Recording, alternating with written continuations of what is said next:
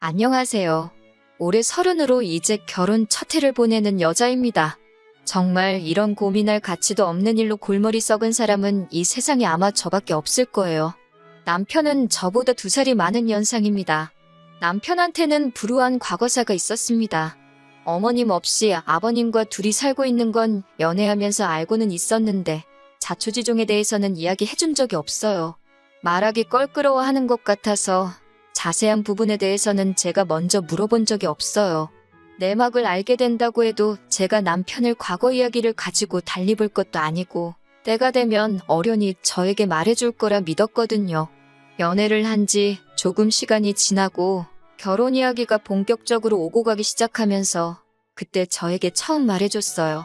아버지랑 단 둘이 살고 있는 이유는 아버님하고 어머님이 이혼을 하셨기 때문이었네요. 별로 어렵게 할 이야기는 아닌 것 같은데 뭘 숨기고 사는가 싶었어요.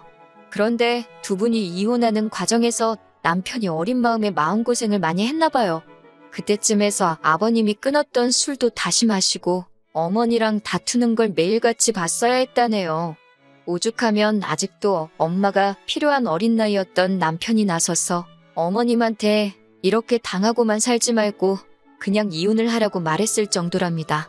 결국에는 두 분은 이혼을 하게 되었고 그 과정에서 남편은 아버지 밑으로 그리고 여동생은 어머님 밑으로 뿔뿔이 찢어지게 되었다네요.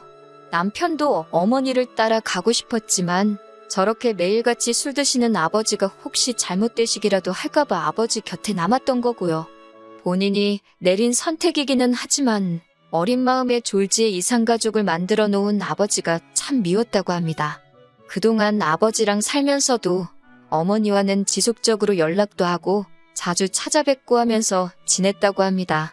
여동생하고도 사이가 좋은 편이어서 동생하고도 자주 연락을 했고요. 동생은 저도 만난 적이 있는데 자취하고 있다고 들었으니까 동생이 어머니 쪽으로 가 있고 남편이 아버지 쪽에 가 있고 하는 사실은 상상도 못하고 있었지요. 아버님은 이혼하시고 나서는 다시 정신을 차리셔서 얼마 지나고부터는 술도 끊으시고 다시 원래 모습으로 돌아오셨다고 해요. 그래서 남편이 커오면서 딱히 마음고생 시키신 것도 없었고 남편 좋은 대학 보내고 좋은 회사 취직시킬 정도로 열심히 뒷바라지를 해주셨다고 하네요. 하지만 남편은 이렇게 잘해주실 거였으면 왜 술은 다시 마셔서 이혼까지 했어야 했는지 하는 식으로 말하는 거 보니 아버지에 대한 원망이 조금은 남아있는 듯 했습니다. 아버지가 술도 끊으시고 다시 좋은 가장의 모습으로 돌아왔어도 두 분은 다시 합치실 생각이 없었답니다. 남편이 중간에서 엄청 노력했지만 역부족이었다네요. 아무튼 그제서야 저한테 말한 이유는 앞으로 저희가 결혼을 하게 되면 혼주석에는 아버님 혼자 계시게 될 텐데 그래도 괜찮겠냐고 하더라고요. 암만 이혼하셨어도 하나뿐인 자식 결혼식이니 두 분이 다 혼주석을 빛내주신다면 저한테야 더할 나위 없이 좋았었겠지만 그렇게 되지 못한다고 그게 무슨 상관이겠나 싶었습니다.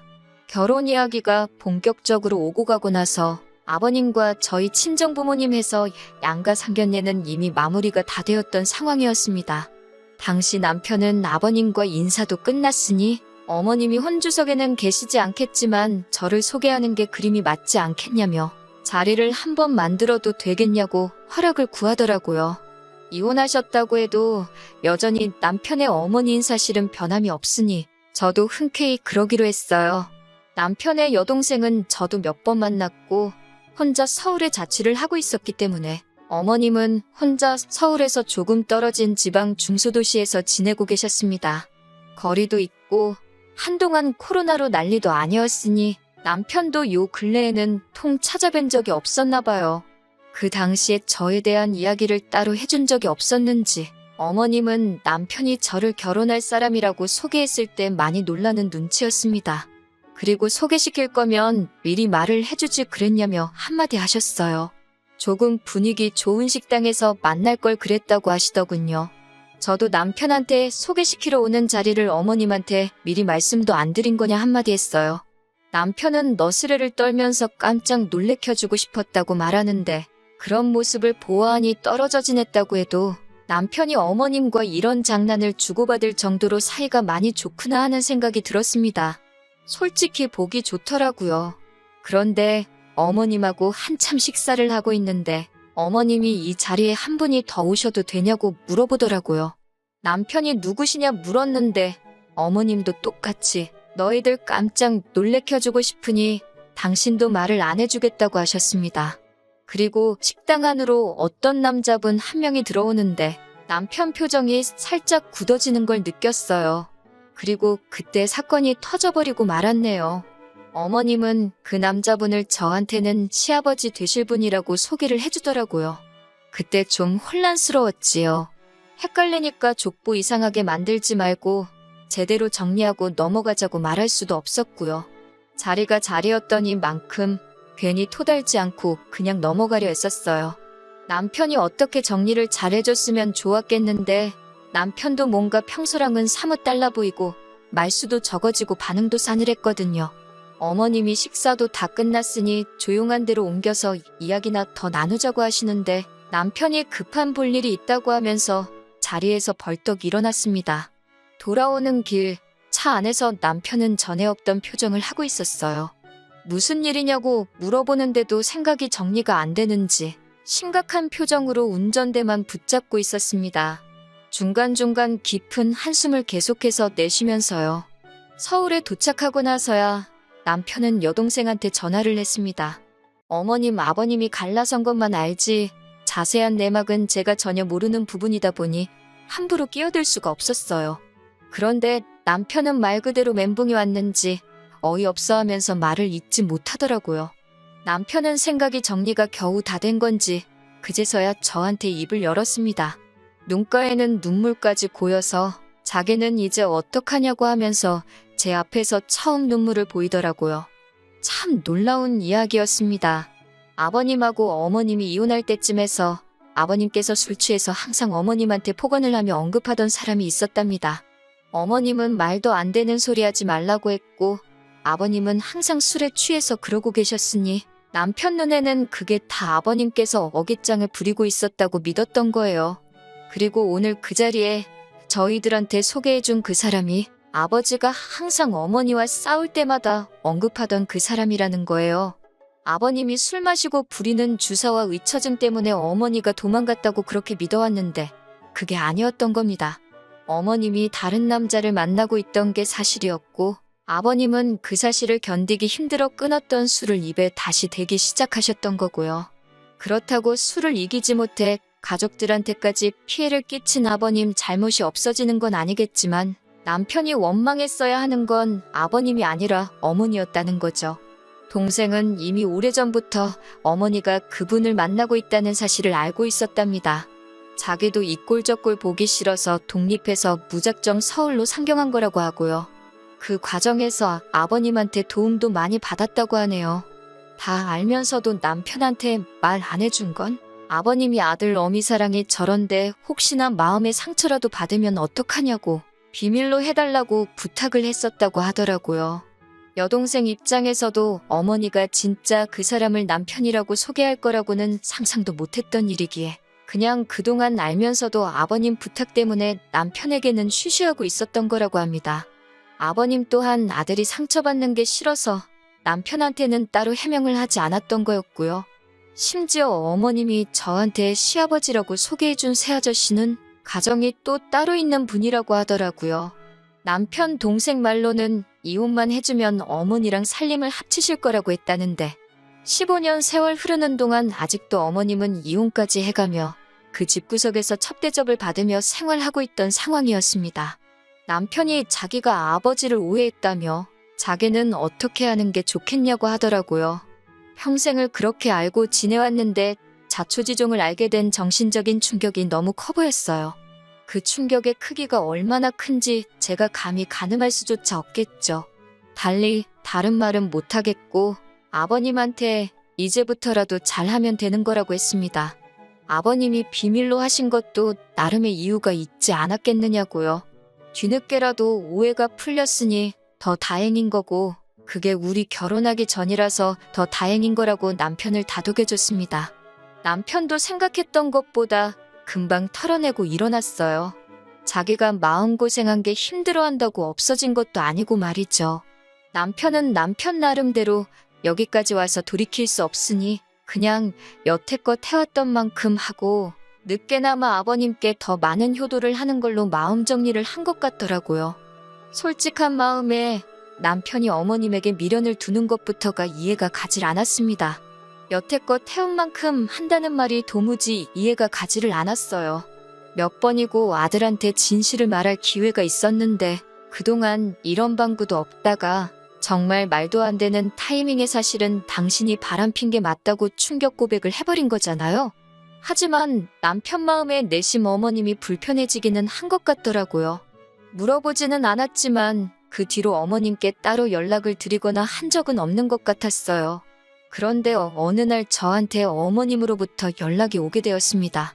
결혼 준비는 잘 되고 있느냐 하는 안부 전화인 줄 알았어요. 혼주석은 아니더라도 하객으로 오시기로 했으니, 그런데 남편이 통 연락이 없으니 결혼식 날짜도 언제인지 모르고 궁금해서 전화했다 하시더라고요. 문제없이 결혼 준비도 잘 되고 있고 날짜는 아직 안 잡혔으니 잡히자마자 바로 알려드리겠다 대답했습니다. 그런데 어머님이 다짜고짜 저한테 그러는 게 아니라고 하더라고요. 결혼이라는 게 일륜지대사인데 시어머니인 자기가 상황을 속속들이 알고 있어야 한다면서요. 그렇게 잔소리가 이어지다가 결국 저한테 전화한 본론을 꺼내시더군요. 예단은 어떻게 하기로 했냐고 물으시는 거예요. 저는 그 말을 듣고 순간 흠칫했습니다. 다른 남자랑 새살림 차려서 이혼하신 시어머니한테 예단까지 하는 게 맞나 싶었거든요. 제가 말을 잇지 못하고 있으니 자기가 큰 거 바라는 게 아니고 지금 살고 계시는 집이 많이 낡았으니 도배랑 장판이며 간단한 리모델링 정도만 해주면 된다고 하시면서 자기가 견적도 다 받아놨다고 자기 계좌로 500만 원만 보내주면 된다고 하시는 거예요. 어이가 없었어요. 솔직히 예단이나 그런 걸 떠나서 이건 거의 삥 뜯는 거나 마찬가지잖아요. 그래도 남편과 어머님의 관계도 있었고 하니 제가 남편하고 상의해보고 연락을 다시 드리겠다 했습니다. 그런데 어머님은 예단은 원래 여자 쪽에서 해가는 건데 당신 아들과 상의할 필요가 뭐가 있느냐고 하시더군요. 해달라는 대로 해드려야 하나 말아야 하나 솔직히 며칠 고민했어요. 어머님한테 말했기를 남편하고 상의해본다고 했지만 괜히 말했다가 남편이 엄마 편을 들면 그건 그거대로 화가 날 것 같고 그렇다고 남편한테 엄마랑 나랑 둘 중에 하나 정해라고 하는 것 같기도 했거든요. 그런데 혼자 그러고 있어봐야 몇 번을 생각해도 아닌 건 아닌 거거든요. 제가 해줄 것도 아니고 오히려 어머님이 어머님대로 남편한테 저를 이상한 사람 취급하며 전화를 하게 만들 바에 제가 선수 치는 게 낫겠다 생각해서 남편한테 말했어요. 남편은 그 자리에서 딱 잘라서 그걸 왜 해주냐며 해줄 필요 없다고 단칼에 정리를 해주더라고요. 그것도 모자라 바로 어머님한테 전화해서 그건 동생 시집 보내실 때 동생 남편 쪽에 물어서 받으시라 강하게 말하더군요. 제가 왜 이걸 여태 혼자서 고민했나 싶을 정도로 시원하게 말을 해줘서 한시름 놓았습니다. 그래도 평생 연락하며 지내온 어머니인데 팔이 안으로 굽지는 않을까 내심 걱정했었으니까요. 결혼식 얼마 남기지 않고 어머님이 그것 때문에 기분이 상해서 그러신 건지는 모르겠지만 막무가내로 당신이 혼주석에 새아저씨랑 같이 해서 앉아야 쓰겠다고 억지를 부리시기 시작했습니다. 그래도 아들 결혼식인데 엄마가 당연히 혼주석에 앉아야지. 하객으로 부를 생각을 하느냐고 저희 보고도 생각이 짧다고 뭐라 하셨어요. 아버님까지 같이 해서 셋이서 앉아있으면 되는 거 아니냐고 억지를 부리시는데 남편도 이때는 속이 많이 상해 보였습니다. 그래도 어머니 과거 마음에 묻고 아무 일도 없었던 것처럼 살기로 마음먹었는데 들어주기 힘든 요구를 계속해서 해오시니까요. 결과적으로는 어머님의 요구는 받아들여지지 않았고 기어코 어머님은 아들 결혼식에 얼굴도 내비치지 않았습니다. 남편은 덤덤하게 넘어가려고 했지만 많이 아쉬워 보였어요. 아무튼 그렇게 저희는 결혼식을 무사하게 끝마치고 정식으로 부부가 되었지요. 그리고 얼마 전 추석 연휴가 시작하기 얼마 전의 일입니다. 결혼 후에 첫 추석이니 저희가 계획을 세우기를 첫날에는 아버님 댁에서 하루 보내고 둘째 날에는 친정에서 하루 보내고 나머지 날들은 집에서 푹 쉬는 걸로 나름대로 계획을 세우고 있었습니다. 그런데 갑자기 제 전화기가 울리는데 평소와 똑같은 벨소리였는데 그날따라 소리가 불길하게 느껴지더라고요. 안 좋은 예감은 틀리는 법이 없다더니 어머님한테서부터 걸려온 전화였습니다. 결혼 전에는 예단 안 준다고 삐치고 그것 때문에 결혼식도 참석 안 하신 어머님이 하실 만한 말씀은 아니었던 것 같습니다. 이번 추석의 명절 당일날 동생 데리고 같이 내려오라고 하시더군요. 그날은 남편하고 친정에 가기로 정했다고 그래서 못 찾아뵙겠다고 말씀드렸더니 저보고 그러는 거 아니라고 하시면서 양가를 똑같이 챙겨야 한다고 하시더라고요. 양가 똑같이 챙길 거라고 연휴 시작하면 아버님 댁에서 하루 보내고 명절 당일날에 친정에서 하루 보내기로 한 거다 하고 설명을 드렸죠.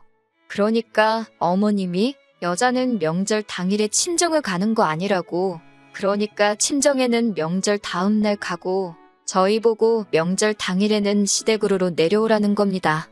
그 집구석이 시댁이라고 하는 것도 어이가 없었지만 더 어이가 없는 말을 이어서 하시더라고요. 첫 명절이니만큼 자기도 며느리가 차려주는 밥 한번 먹어봐야겠고 아들내외한테 효도도 받아야겠다고 하시면서요. 효도를 계속 강조하시는 걸 보니 내려와서 밥을 해주든 사주던지 하고 용돈까지 달라고 길게 돌려서 하시는 말로밖에 안 들리더군요. 듣고만 있기에는 너무 안타까워서 한마디 했습니다. 어머님한테 아무리 착각은 자유라지만 잘못해도 너무 잘못 생각하고 계시는 거 아니냐고요. 제가 어머님을 아줌마가 아니라 어머님이라고 불러드리는 이유는 남편을 낳아주신 분이기에 어머님이라고 불러드리고 있는 것일 뿐 제가 남들 하나밖에 없는 시댁을 저 혼자만 2개를 갖고 싶어서 어머님이라고 부르고 있는 게 아니라고요. 저한테 시아버지 되실 분이라고 소개해 주셨지만 그분은 어머님이랑 사실 분이지 저랑은 상관도 없는 사람이지 않냐고. 그렇게 된다면 어머님한테 효도해야 할 자식들은 그쪽에 따로 있지 않으시냐고. 번지수 잘못 찾으신 거 아니냐고 했습니다. 왜 그쪽 집구석하고는 일도 연관없는 저희들 보고 남의 집에다가 효도를 하라고 하시는지 모르겠다고 말이지요. 자꾸 모르는 집에 효도하라고 강요하시면 저도 어머님을 어머님이라고 부르지 못하고 아줌마라고 불러야 한다고 말씀드렸어요.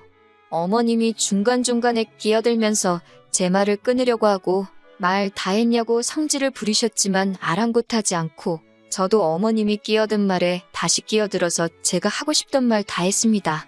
그동안 알게 모르게 마음고생하고 아직도 마음속에 죄책감을 가진 채 상처 속에 살아가는 남편을 떠올리니까 너무했다는 생각도 들지 않고 말이 술술 쏟아져 나오던걸요? 어머님은 저보고 말 잘했다고 이거 다 녹음해놨으니 자기 아들 들려주고 저는 책임지고 당신이 이혼을 시키겠네 어쩌네 하시더라고요. 그래서 저도 그러실 수 있으면 그렇게 하시라고 했습니다. 이미 제가 엎질러버린 물이고 남편이 만약에 제가 아니라 어머니를 택할 사람이라면 하루라도 빨리 털고 헤어지는 게 맞다고 생각했거든요. 남편이 퇴근할 시간이 지나서도 집에 오지를 않더라고요. 전화를 아무리 걸어도 통화 중이고 솔직히 이때 저도 안 좋은 생각을 했습니다. 어머니랑 뭔 이야기를 저렇게 오래 하길래 아직도 통화 중이고 집에도 들어올 생각을 안 하는지 걱정이 돼서 지하주차장 쪽으로 내려가니 남편이 차 안에서 통화를 하고 있더라고요. 얼마나 통화에 열중했는지 제가 근처를 지나가는데도 보지 못하고 무슨 이야기를 했는지 모르지만 제가 차 근처에 갔을 때는 통화가 마무리되고 있는 상황이었습니다. 남편은 화가 많이 나 보였고 차 밖에도 소리가 새어나올 정도로 큰 목소리로 전화를 하고 있었네요. 어머니 때문에 자기가 아버지와 평생 오해도 풀지 못할 뻔했고 동생도 저한테 비밀을 가진 채 살아갈 뻔했다고. 그런데 이제는 그걸로 모자라서 전화해서 한다는 말이 평생 함께하기로 약속한 아내하고 이혼하라고 하시냐고. 그럴 일은 죽었다 깨나도 없을 거고 어머니가 나를 아들로서 전화하는 것도 오늘이 마지막이고 자기 볼 일도 2번 다시는 없을 거라 말하고 전화를 끊더군요. 그리고 마음 정리가 안 되는지 분이 안 풀리는 건지 차 운전대에 기대서 한참 고개를 숙이고 있었습니다. 한참을 혼자 내버려뒀다가 너무 오래 걸리길래 유리창을 톡톡 노크해줬네요. 남편은 화들짝 놀라서는 차 밖으로 나오더군요. 그러면서 저한테 사과를 해왔습니다. 이미 예단 이야기 나왔을 때, 아니, 저한테 그 자식을 시아버지라고 소개했을 때부터 진작에 연을 끊어버렸어야 했는데 자기가 모질지가 못해서 못 볼 꼴 보게 만들었다고 미안하다고 하더라고요. 그리고 자기가 정신 차릴 수 있게 만들어줘서 고맙다고 앞으로 보란듯이 행복한 가정을 꾸리겠다고 약속해왔습니다. 어머님한테 유독 약한 것 같아 걱정했는데 아무리 제가 일을 저질러 놨지만 저렇게 해결해 놓은 거 보니 저도 제가 사람 보는 눈이 정확했던 것 같아요. 추석도 잘 보냈습니다. 저희가 가는 날 맞춰서 신우도 따라왔었습니다. 신우도 어머님한테 명절이고 생신이고 진작에 그 집에 발길을 끄는 지 오래였더라고요. 신우랑 남편이 한자리에 있으니 아버님도 세상 그 어떤 때보다 행복해 보이셨습니다. 어머님은 명절이라고 새아저씨 집에 같이 가 계셨을지 혼자서 외롭게 보내셨을지 모르겠습니다. 하지만 이제 보고 지낼 일도 없으니 제가 그렇게 신경 쓸 일도 아니겠죠. 가만히라도 계셨으면 근근히 아들 어떻게 지내는지 소식 들으며 저희도 자식돌이 며느리돌이 다 해가며 당신 원하던 효도 받으며 사셨을 텐데 욕심이 너무 과하셨던 것 같습니다. 이렇게 되었으니 저도 어머님이 바라는 대로 되지 않게 남편하고 누구보다 더 행복하게 살아가려고 해요. 긴 이야기 여기까지 다 들어주셔서 너무너무 감사하고 좋은 날, 좋은 하루 되기를 기원합니다.